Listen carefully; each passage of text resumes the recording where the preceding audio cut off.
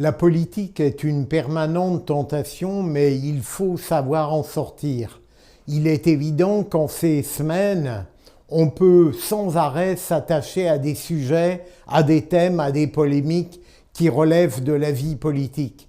Mais pour ma part, je voudrais aborder plutôt quelque chose qui m'a toujours un petit peu surpris, voire étonné et parfois indigné, c'est la manière dont la critique française fonctionne.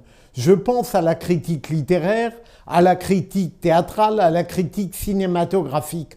Au fond, quand je réfléchis, ce qui me donne parfois un sentiment d'artificiel et d'inauthentique, c'est le fait que trop souvent la critique, surtout littéraire, oscille entre l'hyperbole absolue et la dénonciation, la dévastation totale, comme si en réalité le critique était incapable de se situer dans un juste milieu avec des éloges plausibles et des critiques lucides et pertinentes. Et puis, autre chose me dérange, c'est le fait qu'il y a un vocabulaire un petit peu conventionnel de la critique qui, pour admirer, abuse des jubilatoires, des immenses, un monument, stupéfiant, ordinaire, vocabulaire qu'on retrouve sur les affiches promotionnelles, comme si en réalité le critique était incapable d'user de toutes les complexités du langage pour mieux évaluer le film, le livre ou la pièce de théâtre.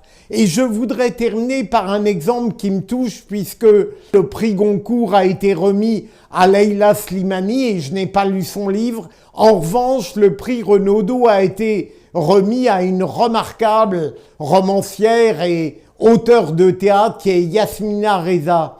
J'ose dire qu'au fond, cette femme a trop de talent pour mériter mieux. Je veux dire par là qu'il y a des êtres, des talents, presque des génies sur un certain plan qui sont tellement brillants, tellement remarquables, tellement au-dessus du lot qu'ils n'ont aucune chance pour accéder aux prix les plus hauts. Mais je suis tout de même heureux puisque Yasmina Reza a obtenu le prix Renaudot et qu'au fond, on est déjà satisfait de voir que le talent incontestable n'a pas été rejeté dans les limbes.